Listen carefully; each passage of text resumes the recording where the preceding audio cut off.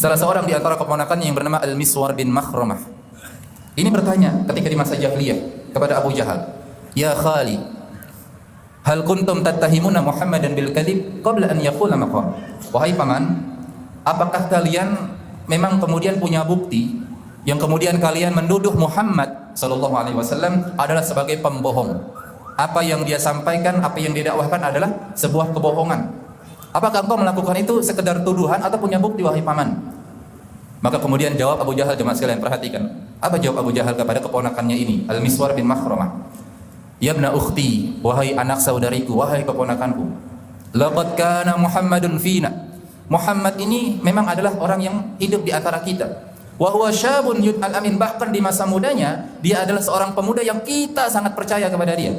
Kita juluki dia Al-Amin. Semua masyarakat Quraisy tidak satu pun mengucapkan kata-kata yang buruk, bahkan terbetik di pikirannya bahwa Muhammad adalah pembohong, sama sekali tidak. Pada usia 35 tahun, ketika masyarakat Quraisy di antara kabilahnya berselisih tentang siapa yang akan meletakkan kembali Hajar Aswad di tempatnya. Karena Ka'bah saat itu apa? Direnovasi besar-besaran tuh. Akibat apa?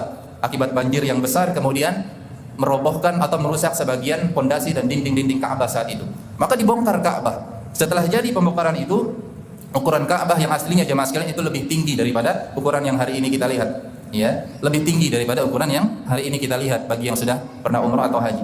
Maka dibongkar Ka'bah, dibangun ulang. Nah, ketika akan meletakkan Hajar Aswad, orang-orang Quraisy berselisih, bertengkar mereka. Siapa di antara mereka yang paling berhak meletakkan itu? Suku mana yang paling berhak? Maka mereka berselisih. Dan Nabi SAW kemudian adalah seorang yang terpilih berdasarkan kesepakatan mereka sebagai orang yang berhak untuk mengambil keputusan siapa yang paling layak untuk membawa Hajar Aswad dan ditempatkan di sisi Ka'bah. Lihat jemaah sekalian dimuliakan oleh Allah.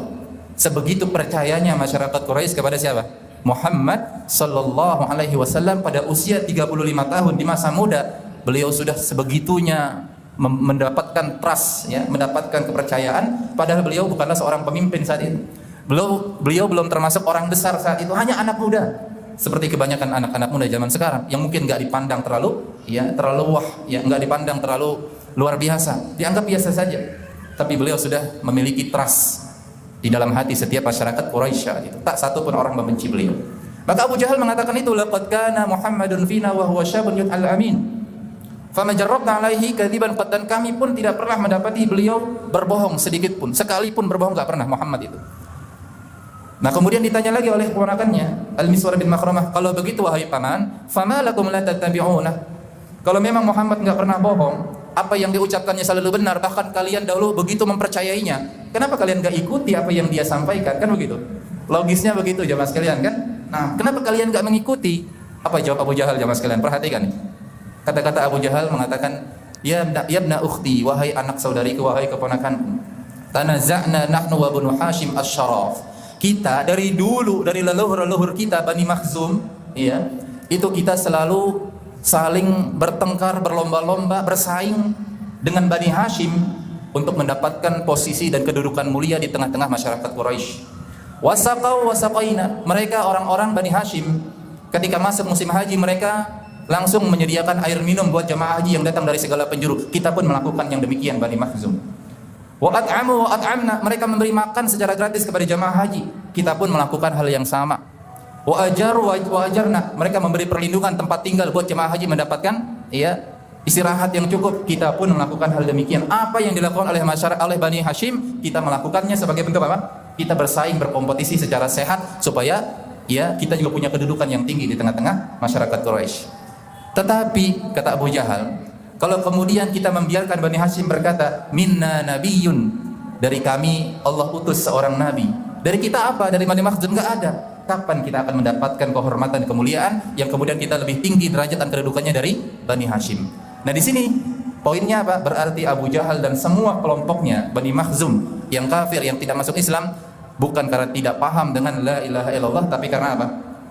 Nah, karena adanya iri dan dengki serta kesombongan, ingin mengalahkan Bani Hashim agar Bani Hashim tidak selalu di atas mereka. Mirip-mirip dengan kisah Nabi Yusuf alaihissalam ketika 10 saudaranya menzaliminya, membuangnya ke sumur, ya, bahkan menjualnya kepada, ya, seorang saudagar yang kemudian nanti membawanya ke negeri Mesir. Itu bukan karena Mereka tidak mengetahui akan kemuliaan Nabi Yusuf alaihissalam, tapi karena keirian dan dengki yang ada di dalam hati-hati mereka. Lihat jemaah sekalian. Jadi mengilmui kalimat la ilaha illallah bagi masyarakat Quraisy itu adalah sesuatu yang sangat mereka kuasai. Tapi kesombongan, kedengkian itulah yang menghalangi mereka.